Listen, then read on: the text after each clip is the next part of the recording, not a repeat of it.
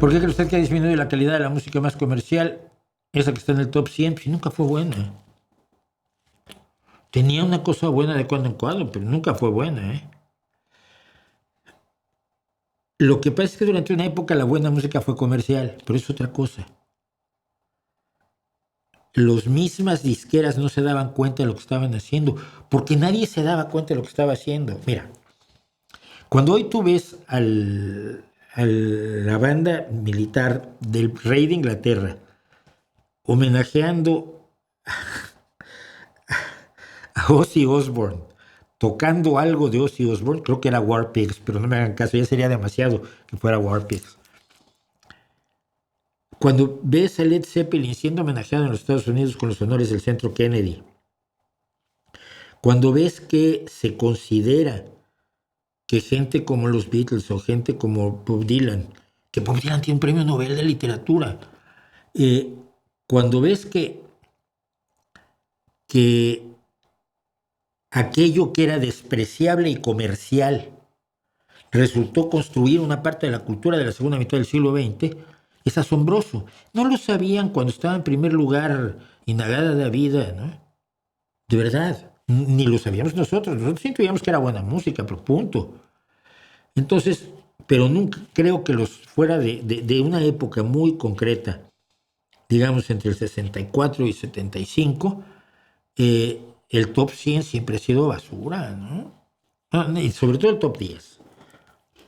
Nunca ha sido, sí, todos los años 70, seguramente de los 70, principios de los 80 era música disco, que era el reggaetón con orquesta, ¿no? O sea, es una cosa alucinante. Años y años y años de música disco para que sobrevivieran 3 canciones. 3. Y una sola es así como conocido, I Will Survive. ¿Sí? Entonces, no, yo no creo que pase eso. ¿Cuáles son sus guitarristas favoritas? De blues, bueno, Daniel Nicole es bajista, pues una bajista espectacular. Samantha Fish. Ahora es que no me acuerdo los nombres, ese es el problema. La pelirroja esta que estuvo que estuvo aquí, al final tuvimos un diferendo porque se estaba agobiando con la gente. Si estuviese a hacer cosas en público, pues estás en público y te estoy pidiendo autógrafo. Caroline Wonderland es extraordinaria guitarrista. Sello Samantha Fish. Luego, eso es, digamos, en blues. Y en blues estaría también Joanna, no me acuerdo quién, no me acuerdo de su nombre, una mujer ya mayor, cuando era joven también era maravillosa, pero es una mujer que toca la guitarra espectacularmente. ¿Y quién más? ¿Quién más del blues?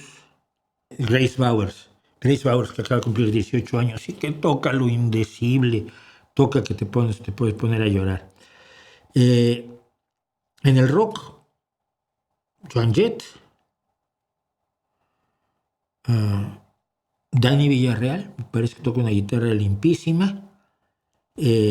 También es bajista Susi 4, pero una excelente bajista. Orianti, me parece una gran guitarrista. Y hay un montón más, pero no me acuerdo de ellas en este momento. Si pongo aquí guitarristas de rock femeninas, me va a aparecer un montón y te digo cuáles son las que me gustan. Sello Joan Jett, sello Orianti, Nancy Wilson, por supuesto, de las que me gustan, me aparecen un montón, pero estas son las que a mí me gustan. Me gusta Susan Tedeschi está en el blues,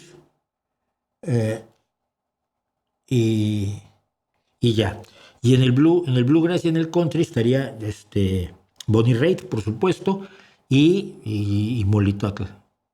Y por supuesto, pero no es mujer, ya estoy buscando hombres, no, pero guitarrista, creo que ninguna mujer en este momento toca la guitarra como Molly Tuttle. Está a años luz de la siguiente, sea quien sea. Bonnie Raitt, lo que pasa es que hace country eléctrico y Molly Tuttle sigue trabajando fundamentalmente el bluegrass acústico. Esos son mis guitarristas favoritas.